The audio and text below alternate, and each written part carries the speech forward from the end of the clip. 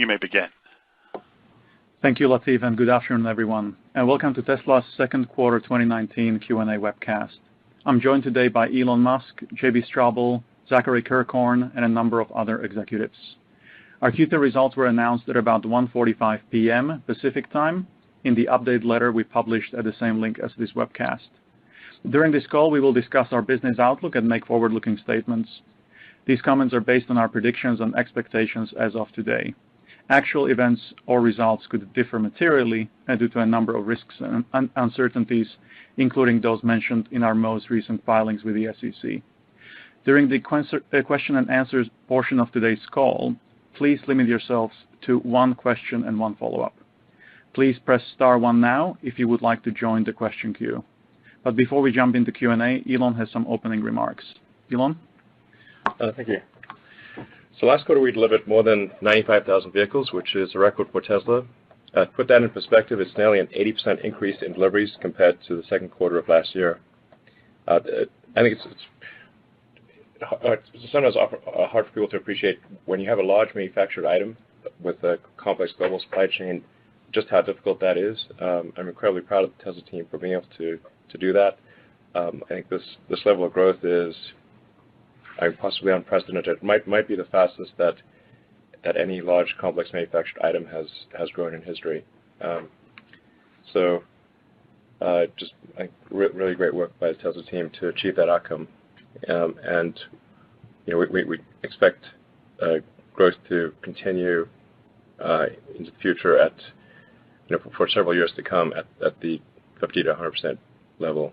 So I just generally think that is not well appreciated, how difficult it is to grow at that rate.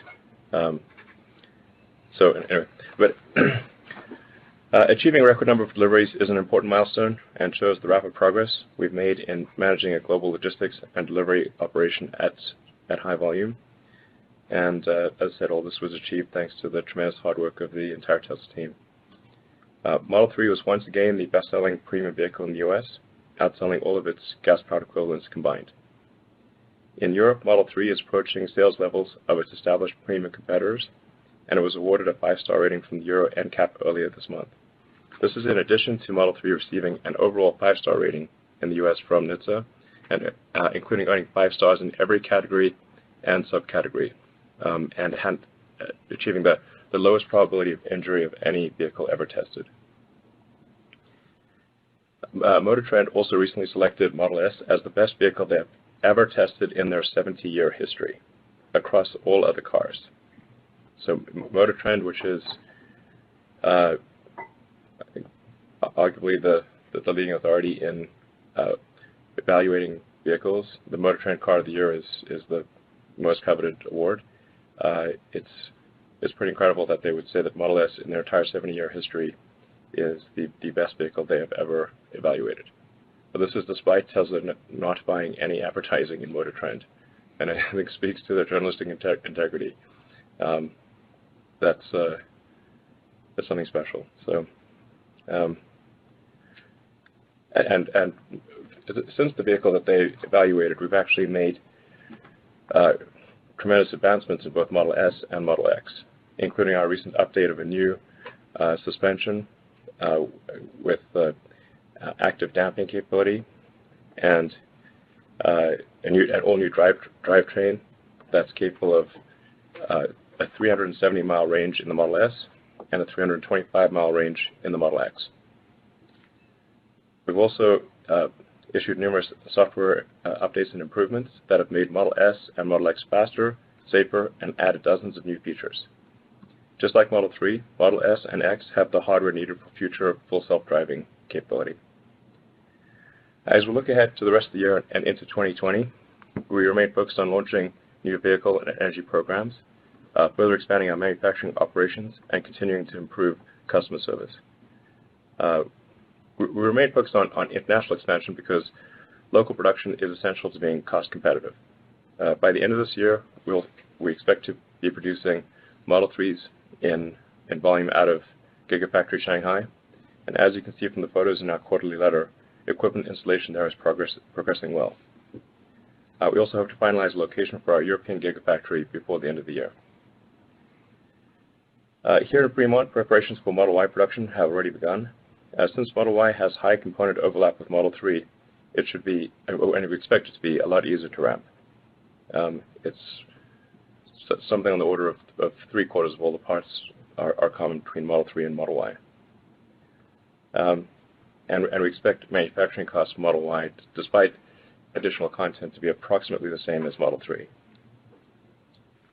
This quarter we opened 25 new service locations and added more than 100 mobile service vehicles to our fleet. And although our total Tesla fleet size has doubled in the past 12 months, which is again, just like kind of a crazy thing to consider, that Tesla is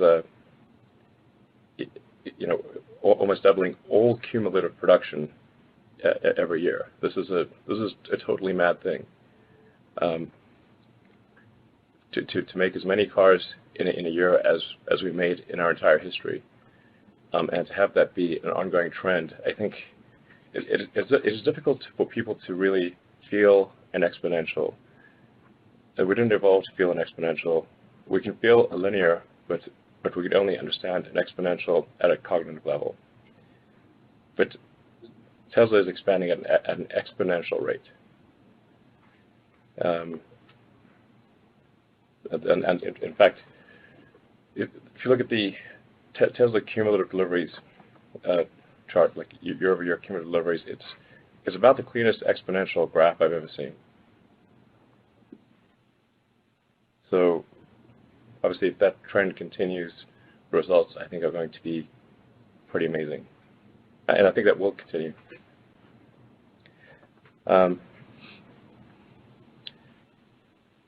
We've been able to improve service considerably. And you can imagine that if we're doubling our fleet every year, managing service is quite difficult. It's like the total, because service scales as not just with new production, but as the total fleet scales, service needs to scale. And we want to scale service in a way that's sensible from a cost standpoint. But it's really quite a difficult challenge to scale. Nonetheless, we've made massive improvements in service, especially in parts waiting. It's time to wait for bugs and in collision repair. And we've insourced quite a great deal of the collision repair activities, which has had, I think, quite a good effect on customer happiness. And this will continue in the months to come.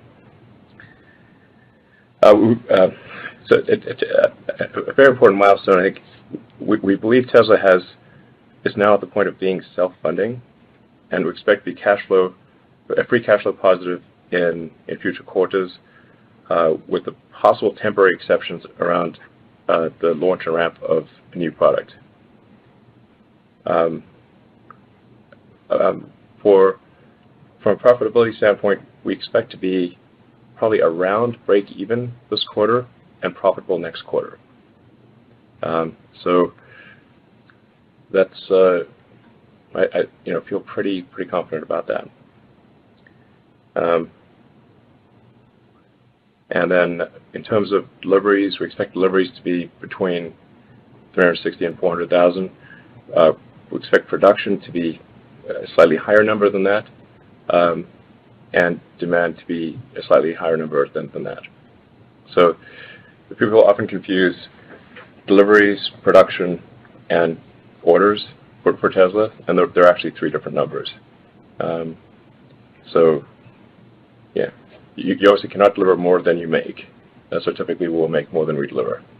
And then demand generation activities kind of move in kind of like a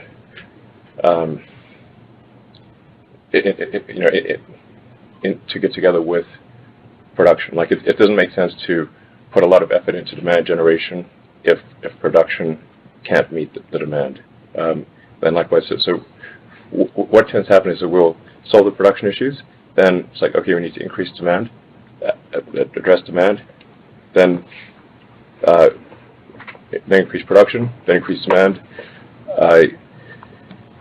and like it's like people get caught up in these details a lot, but if you look at the actual results, like I said, look at cumulative deliveries over time for Tesla, cleanest exponential I've ever seen. Extrapolate that curve. So there's a tremendous amount to be excited about at Tesla, and we'll have more to share in the coming weeks and months. Zach, is there anything you'd like to say about our results? Yeah, sure. Thanks, Elon. A few things I want to highlight before moving into the Q&A. Overall, Q2 was a strong quarter for Tesla. I'm extremely proud of the team for the progress we've made. We've achieved record vehicle production and delivery, record storage production and deployment, record services and other revenue with a corresponding reduced loss. As we've mentioned a few times, we stabilized international logistics and delivery operations at higher volumes, and we saw gross margin improvement in nearly every aspect of the business, adjusting for the impact of regulatory credit revenue. As a result of these accomplishments, we once again achieved strong free cash flows, which is only partially attributed to working capital benefits. We also successfully raised roughly $2.4 billion in net proceeds in May. Thus, we exited the quarter with $5 billion in cash and cash equivalents, the highest in our history. Our net loss reduced significantly relative to Q1, aided by higher volumes and progress on cost efficiencies. A few things to note. There's $117 million within operating expenses for restructuring. We had a sequential reduction of $104 million related to regulatory credits, which is inherently lumpy. And in our other income line, we saw a $66 million reduction. This is nearly entirely due to foreign exchange, which we don't hedge. GAAP automotive gross margin only reduced slightly despite the reduction in credit revenue and expected reductions in our vehicle average selling prices. Adjusting for the impact of credits, automotive gross margin improved materially. For Model S and Model X, ASPs were impacted by pricing actions applied to inventory of vehicles built prior to the launch of our powertrain and suspension upgrades in April, the majority of which were sold and delivered in Q2. For Model 3, global ASPs stabilized during the quarter at roughly $50,000, a sequential reduction, yet gross profit per Model 3 improved, representing the continued success of our cost management efforts. Note that we continue to defer a significant portion of revenue associated with full self-driving, which will be recognized in future periods upon the release of additional features. Operating expenses net of restructuring continues to improve as well, despite the increases in volume, reflecting the immense focus on improving our operating efficiency. And while operating expenses and capital expenses may appear to be unnaturally low this quarter, that's not the case. Rather, these reflect continued progress on cost efficiency and ability to scale our core technologies and processes. If we take a step back here, I think it's important to remember that Tesla is on a long-term journey, and it's difficult to see the full picture looking quarter to quarter. We committed that Model 3 would be a transformative product both for the industry and our business. 3 years ago, we unveiled the Model 3. 2 years ago, we brought the product to market. 1 year ago, we demonstrated our ability to build the Model 3 at high rate. So far this year, we've demonstrated our ability to manage global deliveries and logistics at a higher rate, but the most important thing is that we've demonstrated our ability to generate significant organic demand, as nearly all orders generated in Q2 were non-reservation holders. And thus far in Q3, our order pacing is ahead of where we were at this point in Q2, and as we noted in our Q2 production and delivery release, our order backlog increased over the course of Q2. Ultimately, the Model 3 is accomplishing what our business needs it to do. It expanded our sales and customer base, enabling us to generate cash we need to reinvest. In the process, we've appropriately managed our operating expenses and have reduced the cost of running the business. This is critically important because I feel as though we've broken through a baseline fixed cost barrier enabled by the success of the Model 3 business. With continued focus on execution and cost management, the next 12 to 18 months should be the most exciting yet. During this time, we believe that Gigafactory Shanghai will be producing at scale. Model Y will be in production, addressing the most popular vehicle segment. Our European Gigafactory will be well underway. Our autonomous driving feature suite will continue to develop. Energy products business will grow, and maybe a few other things along the way. And while there is inherent risk in any large and ambitious set of projects. Our intent is to grow and invest as fast as we can afford to. With the cash we have on hand and the stabilization of Model 3 across the key areas as I've noted, we believe we're in great shape for this next phase of growth. Thank you very much. Let's start taking some first questions. Sorry about that. Sorry, go ahead. Yes, thank you. So important update is J.B. Straubel, co-founder and chief technology officer, will be transitioning to a senior advisor from the CTO role, and Drew Backlino will be taking over most of J.B.'s responsibilities. I'd like to thank J.B. for his fundamental role in creating and building Tesla. Thank you, J.B. Thanks, Elon. If we hadn't had lunch in 2003, Tesla wouldn't exist. Basically, it's like it's been quite an adventurous 16 years. Yeah. Lunch with you and Howard Rosen at Smith & McCormick & Schmick's in El Segundo. That's the reason Tesla exists. I remember it well. Yes. And maybe just to add a bit more to that, I'm not disappearing, and I just want to make sure that people understand that this is not some lack of confidence in the company or the team or anything like that. I love the team and I love the company, and I always will. So Drew and I have worked closely together for many, many years, and I have total confidence in Drew and not going anywhere if there's anything I need to do to be helpful to Drew or the whole team or any of the ongoing projects. So I'm actually really happy with how we've kind of phased and transitioned some of these different projects and people in, and I feel like this is a super good process overall. Drew, you want to say anything? I'll just say, obviously, big shoes to fill, JB, but we have been working closely. In fact, we were even talking about this project back in 2003 all along. And but you guys talked about it in 2003 as well? Yes. Wow. Yeah. 2003 is a good year. I was graduating and I didn't know what to do, so okay. I was like, we should do this project. No, I feel exactly as you feel that that we are well set up, that we know how to get help where we need to from you, and that we're very excited about the growth ahead of us, myself and the whole team. So. Yeah. And I'm excited to stay involved in some of our core technologies and follow that and help where I can, just in less of an operational, obviously not an executive type role. Sounds good. Well, JB, thanks again for your instrumental role in creating this company, and Drew as well. So that's cool that you guys are talking about it in 2003. Yeah. That was like the right year. Good year. A good year. It was the technology was ready. It was the time. Yeah, lithium-ion was like finally ready. Just needed to be put in a car. AC propulsion, Al Capone, Tom Gage, T0. You gotta give those guys a lot of credit. Yeah. Yeah, they did some pioneering work. Yeah. Great. I think we'll go into some questions. Yeah. Thank you very much.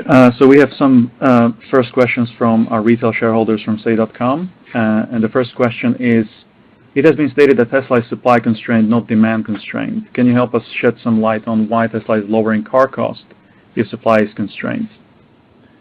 Sure. There's a number of things to consider here. There's really two key dimensions for demand. There's value for money, and then there's affordability. Obviously, if somebody simply does not have enough money to buy the car, it doesn't matter how much the value, how good the value for money is. You can have infinite value for money. If somebody does not have the funds to buy the car, they simply can't get it. So it's just very important to parse those two, and I think there's a tremendous amount of desire to buy our cars, but people obviously, if they don't have enough money to buy them, they cannot.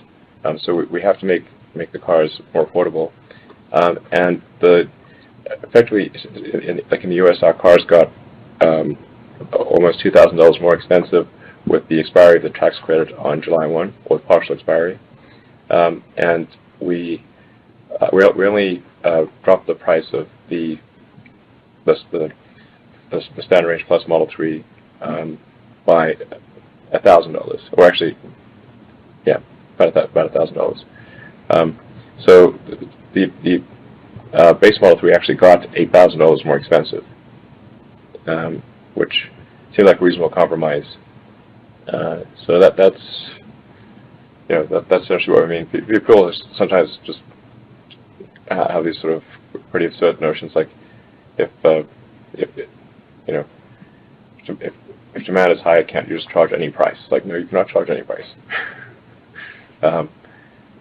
I think making our cars more affordable is also fundamentally part of the Tesla mission. So, yeah. Anything you want to add? Yeah, I'll just add to that. I agree completely. What I'll add is that, generally speaking, within the Model 3 lineup, the pricing adjustments for our higher trim cars were slightly more than that for the Standard Plus. So we'll see how the data plays out on this as we take in more orders, but the expectation is that our mix will move towards higher trim to some extent, offsetting some of the ASP adjustments from the pricing changes. And one other thing I'll add is that we are focusing on a couple of markets as well to target and densify some of our sales. And so some of our pricing adjustments reflect those elements of that strategy. Yeah. I mean, essentially, we expect average selling price to be the same within a few percentage points. That's correct. Yeah. Yeah, generally on ASP, as we noted in the letter, it was roughly even over the course of the quarter, stabilized around $50,000. And we have good visibility into where ASPs are going based on order data. So that gives us 1 to 2 months of lead as to where our actual recognized ASPs will be. And so I would expect some adjustment to our Model 3 ASPs as a result of this pricing change, but the trim mix will offset some of that. And we continue to make great progress on cost efficiencies. And so overall in net, our expectation is that the Model 3 gross margin will continue to grow. Yeah, on the gross margin point, the full self-driving is an extremely important part of the margin calculation, and the features for full self-driving are only a portion of them have rolled out. So the revenue recognition on the full self-driving option is limited at first until those features roll out, and also the demand for the full self-driving package is limited because the features are mostly prospective instead of current. But as those features roll out, I would expect the take rate for full self-driving to increase significantly, as well as the revenue recognition of full self-driving to obviously match the rollout of the product. So the gross margin over time will be really quite compelling when factoring in the full self-driving option, which is headed to $7,000 in mid-August, and that number will increase over time. Thank you very much. The second question is, many of us who follow Tesla closely are incredibly excited about a battery and powertrain investor day and its technology implications. Can you provide us any more detail on when this will be and what will be covered?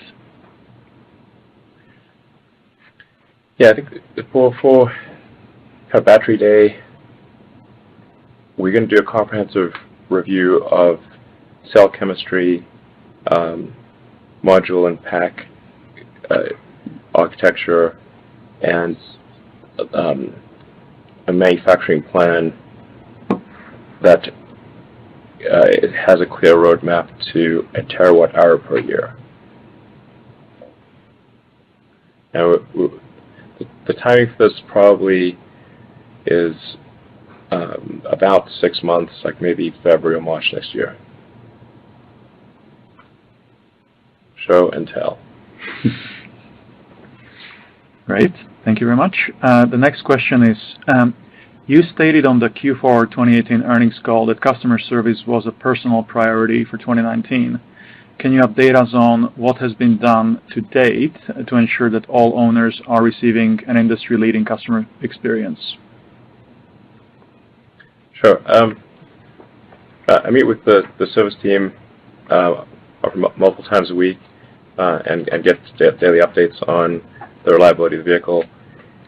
We've, like the best service, of course, is no service. Like that's like the vehicle just reliability and quality being so good that service is rarely required. That's the main goal. Is like eliminate the need for service.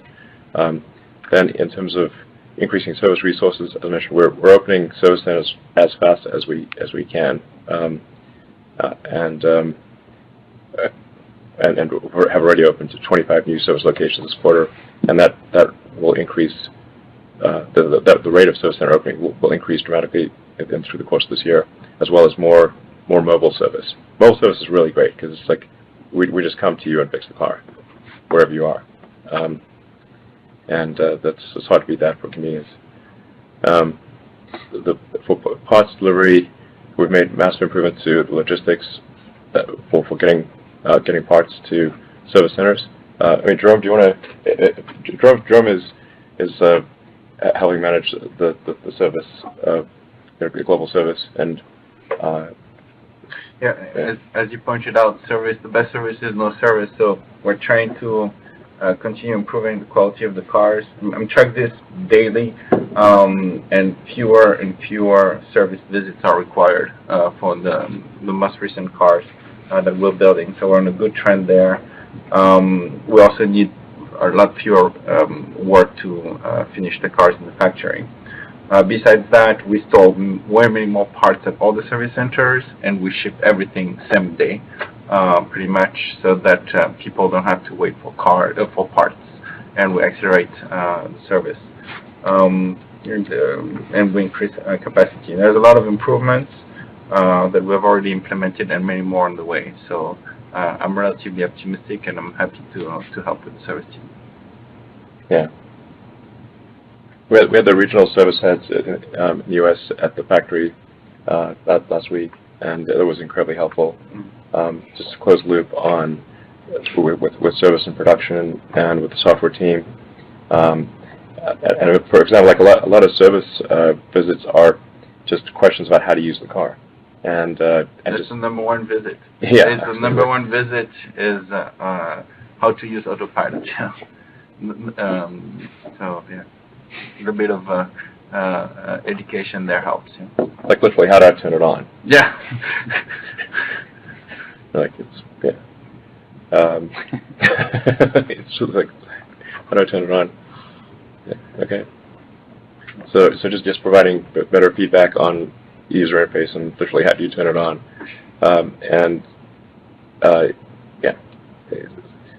for a whole bunch of things that are quite elementary to reduce service load. Okay. The next question is, in April, Gigafactory 1 had efficiency of about 23 out of the 35 gigawatt hours theoretical capacity. Has this been approved yet? And is Tesla still cell constrained? Are there any near-term plans to increase the planned theoretical capacity? Drew? We have seen improvements in the 23 gigawatt hour number. We're in the high 20s now, with the trajectory continuing upward. We're not so about 28-ish. Yeah, 28-ish. Yep. I would say we're not cell constrained for any of our activities at the moment. Cell volume is approximately matching the production ramp rate. Yes. Yeah. Great, thank you very much. And the last question is, what is the new Lathrop facility? Nothing major. We're parts distribution warehouse. Yeah, we're optimizing the real estate, try to consolidate everything under one roof, reduce the cost. There's not really nothing special there. Okay, thank you very much. Latif, we can start the Q&A question queue on the call. Yes, sir. Our first question comes from the line of Dan Gauss of Wolfe Research. Your line is open. Hey, thanks very much for taking the questions, and congrats on the $5 billion cash number. I'm halfway expecting some headlines tomorrow of, Tesla's got too much cash on the balance sheet. I was wondering if you could update us on Gigafactory China. I don't have a great sense of what delivery volumes in China are for Model 3 at the moment. Some sources are around maybe 3,000 or 4,000 per month. What have you seen in terms of order flow and demand since you announced pricing of the local product that gives you confidence that you can get to 3,000 per week type of demand in that market?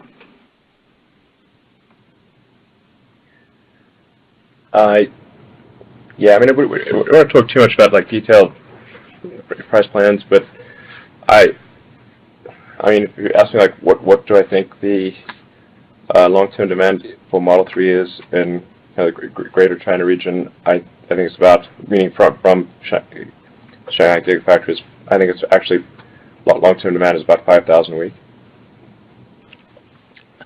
Okay, and sounds good. And have you considered, potentially sourcing cars to Europe from that China plant at all? No, our plan is to source cars to greater Europe area from Fremont, California, and until we have European Gigafactory operational, and that's probably a couple of years before it's probably 2021 before we have an operational Gigafactory in Europe,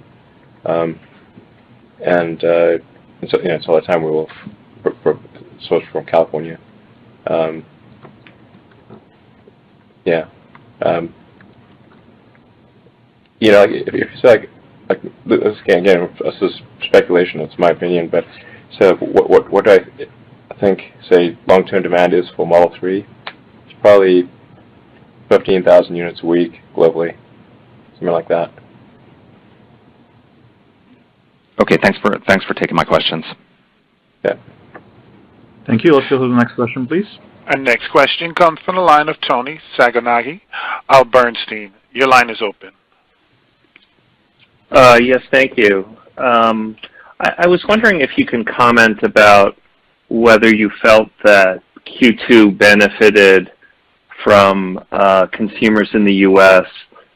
Sort of rushing out to buy Model 3s in advance of the declining federal tax credit, a phenomena that you sort of saw in Q4.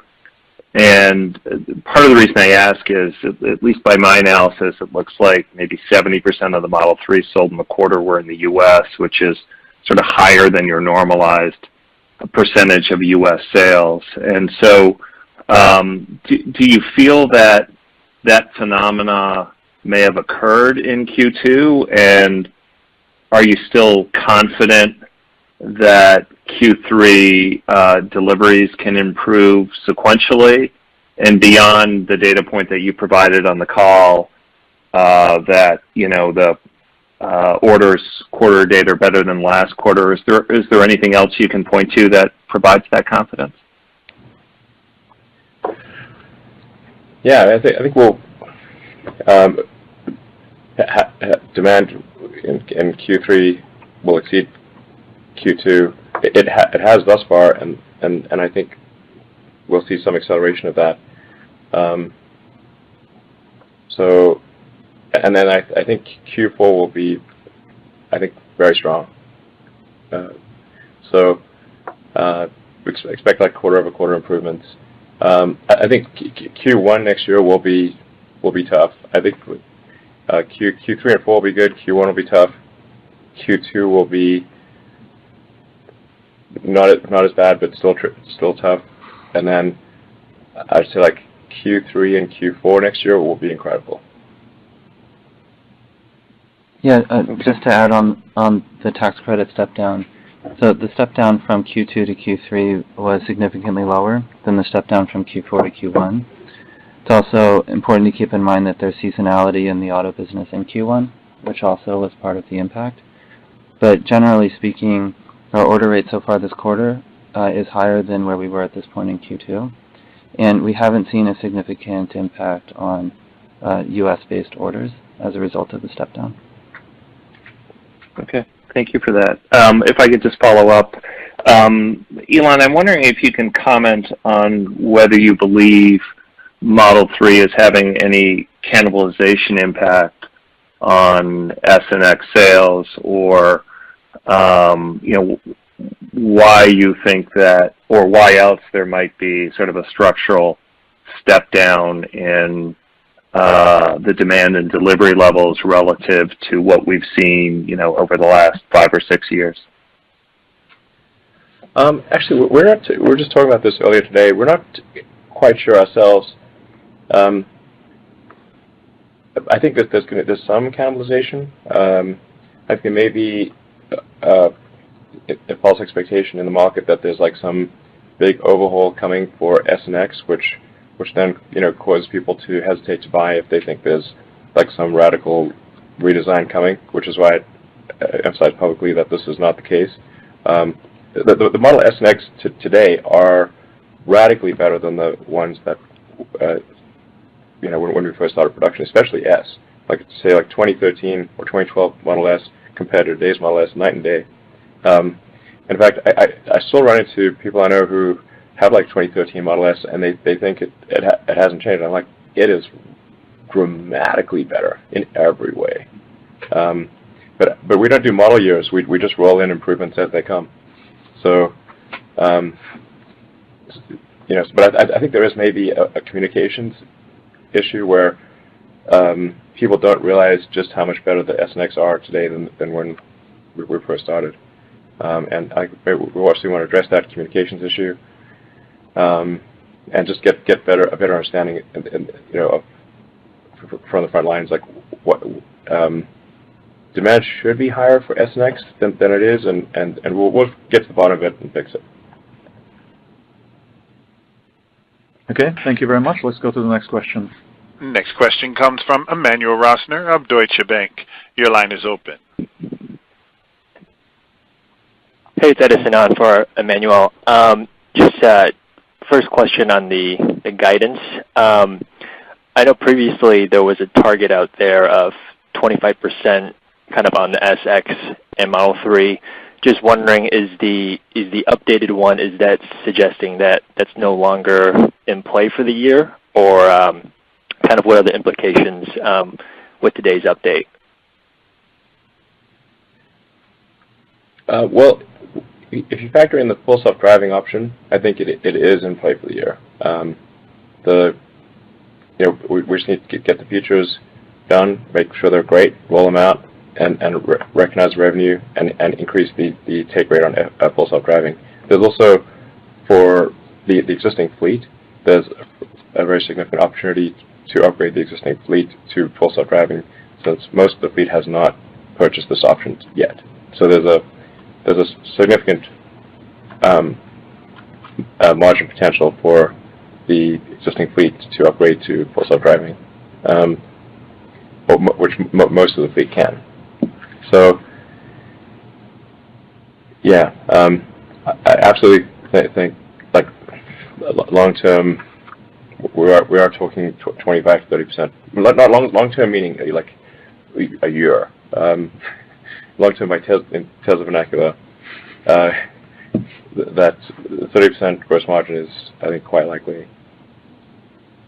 Yeah, and we continue to take significant cost out of the Model 3 in particular as well. And Jerome can comment further on this, but nearly every week, we hit record lows on labor content to build the vehicle. And we saw an ASP adjustment reduction in Model 3 from Q1 to Q2, yet the gross profit on the vehicle expanded, attributed to the cost reduction efforts that are underway. Yeah, labor costs are more than 50% reduction in 1 year. Yeah, it's progressive every quarter. Yeah, I just wanted maybe just to see what the labor hours were quarter-over-quarter. And reduced in half, yeah, since the Q3 last year. But it's also all the OPEX associated, the spares, the scrap is reduced to pretty much nothing, reduced 90% year-over-year. Spares reduced more than half also. So our goal is to make the car more affordable, and that's what we're pushing every day. Yeah. And every week we beat records on most lines. Yeah. Yeah. In terms of output and cost per unit. Yeah. We're in a very good dynamic and a level of fiscal discipline that we have not had in the past. Agreed. Yeah. So from a core financial health standpoint, I think I'd just like to echo Jerome's words. I think Tesla's fiscal discipline is dramatically better than at times in the past. Thank you. Our next question comes from the line of Joseph Osha of JMP Securities. Your line is open. Hello. Listening to you talk about mix here and the fact that you're running a single shift, your S&X facilities in Fremont, I'm wondering, is there maybe some potential to reconfigure the floor space there a bit, and is that something that you're thinking about? Well, we are reconfiguring the floor space in Fremont, and there's quite a lot of factory space that's currently taken up with the SX parts warehousing, or parts for the SX line, and we don't really need that. So that's where we're putting a lot of the Model Y activity. Yeah, Jerome, you want to? Yeah, we're improving the material delivery for SNX, just like we have done for Model 3. I've seen some radical improvements. We reduced production part warehousing cost by, again, 90%, 90, since Q3 last year. Yeah. And so we're making a lot of room. We're much more efficient with parts delivery. It helps that we're increasing production, actually. And so that space that we cleared out, I'm looking at it right now, in Fremont, we're just going to put Model Y stuff in there. So if you visit the factory from, I would say every 6 months, you'd have a hard time recognizing and finding your way. Yeah, it's constantly changing and evolving. Yeah. Yeah. I'm sorry. Go ahead. So I was going to say, just the efficiency of this factory, both Fremont and Giga, is just the rate of improvement, which is not slowing down, has been incredible. It's you can feel it and see it. And just as a follow-on, then, could we see you manage to make 8,000, or 7,500, 8,000 Model 3s in Fremont by the end of the year, you think? Yes. Okay. Thank you very much. I feel confident of at least to say that the trend is very clearly towards being able to get to 10,000 vehicles a week, of which that would be, there's very rough numbers like 83 to 8,600 Model 3s and the balance in S and X. So 16 to 1,800 SX and in round numbers 8,500 3s, 1,500 SX per week, but probably a bit more than that. Thank you. Our next question comes from the line of Dan Levi of Credit Suisse. Your line is open. Hi, great. Thanks for taking the question. I wanted to ask about your reg credits, in particular the non-ZEV piece. You're not disclosing the ZEV piece anymore, but just a couple of questions on this. First, how can we think? Is there any quarterly cadence to think about this? And then, what's the composition of this? Is this going purely to European OEMs? There's obviously one automaker that you've agreed with. I don't know if there are any others that you're looking at. And lastly, to what extent can you or are you willing to sacrifice pricing in Europe to sell higher volumes to generate more reg credits? And are you having discussions with other automakers on this front? Yeah, On your question about the cadence of regulatory credits, generally, as I've commented in the past, we expect regulatory credits to become a more meaningful part of our business. On a quarter-to-quarter basis, it's very difficult to forecast them.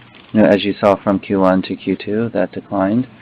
And so as you model regulatory credits in Q3, I would not expect a significant increase in regulatory credits, although it's hard to forecast exactly.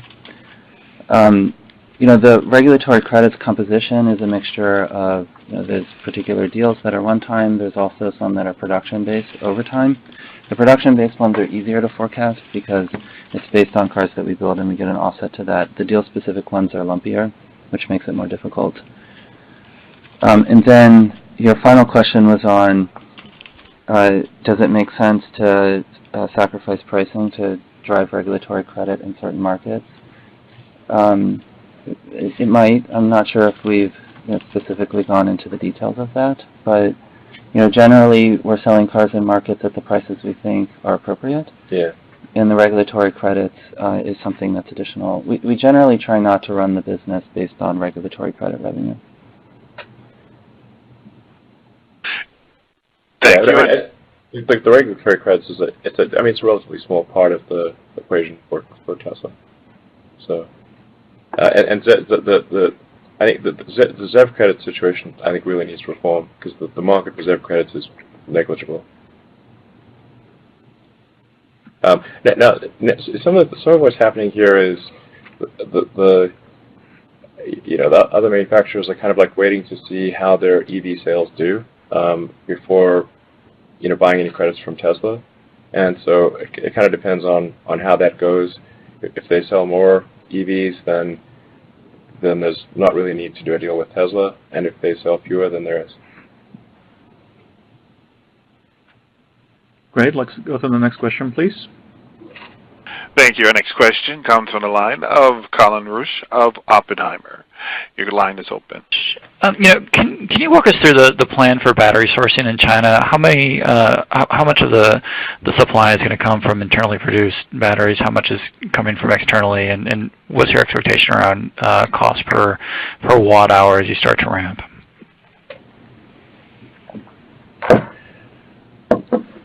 I don't know if we wanted to talk about the details of battery supply, but we believe we have a good handle on. We don't expect to be self-constrained in China for the next year. I don't know. Drew, what do you think? Yeah, that's what our plan looks like right now. In terms of internal versus external, I think we should wait until we have our discussion early next year. But yeah, we have agreements in place with, all the. We're good for the next year, as you said, Elon.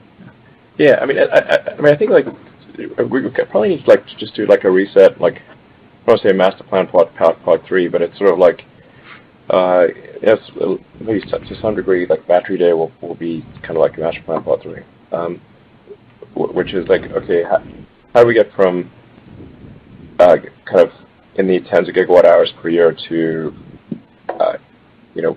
multiple terawatt hours per year.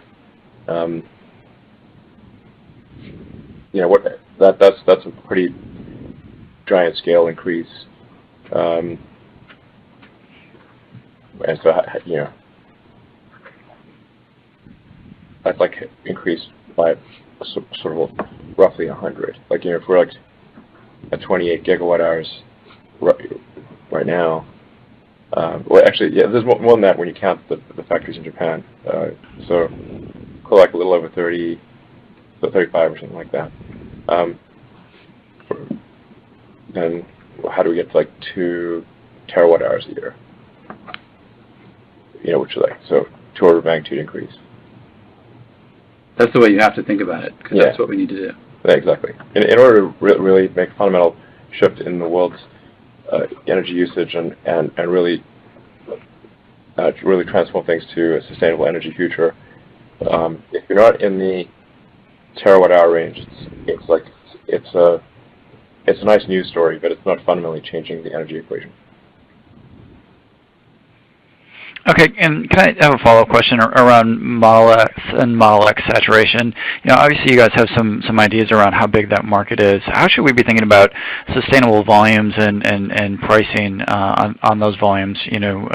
Obviously we're seeing some lower numbers here, and I think that's a core element of what's going on with the story. That as we see pricing drop and volumes drop, what are the right numbers to think about for you guys from a planning standpoint in terms of sell-through on both the Model S and Model X?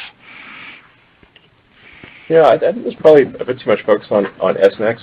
And the S and X are they're nice, but they're not. And I think it's like without them we couldn't spell sexy. So. So that I would say the main reason, well, not the main reason, but a reason is we want to keep spelling sexy. So that is a reason, I should say, not the main reason, but a reason to keep going with S and X. But the story for Tesla in the future is fundamentally Model 3 and Model Y, and I think like I said, my guess is like long-term sales of long-term meaning, in a couple of years type of thing. The sales and demand for, and 3 is like on the order of 750,000 units a year, and it's probably 1.25 million units a year for Model Y. So like the combined is like maybe 2 million from those two vehicles alone, and then SX is like maybe 80 to 100K a year. So it's like 4 or 5% of the volume of 3 and Y. And then you throw like a truck in there, pickup truck, and Tesla Semi, it just gets smaller and smaller. So, they're great products, but from a volume standpoint, they're not all that important in the long term. Thank you. Let's go to the next question, please. Next question comes from Pierre Ferragu of New Street Research. Your line is open. Hey, thank you for taking my question. I'd like to ask you, Elon, about distribution. So you guys made a big change at the beginning of the year, going from like an almost 100% online distribution model. You tried to push back on test drive and get people to buy the car, try it, and return it if they don't like it. So could you give us an update on how it is progressing? Do you see Tesla becoming mostly like an online distribution, following an online distribution model? And I saw you open 25 new retail locations in the quarter. So how do you see your retail footprint evolving over time? Actually, I was saying we opened 25 service locations. I think really what we find is that the word of mouth for Tesla is incredibly good. So once there's a nucleus of customers in a particular area, that they love the cars and they talk to all their friends about it, and that's really what drives sales. So you can think of like a retail location is kind of like a viral seed in an area. It would grow organically by itself, but the retail location essentially is like a viral seed. It's not they aren't needed. They're like an accelerant. What is needed for sales in any given area, and I'd say this is worldwide. Frequently told like this country is different or that country is different. I'm like, people around the world pretty much want the same thing. So, in my experience, but you have to have a service location that's convenient. So it can't be like you've got to drive 5 hours to a service location. So you have to have service.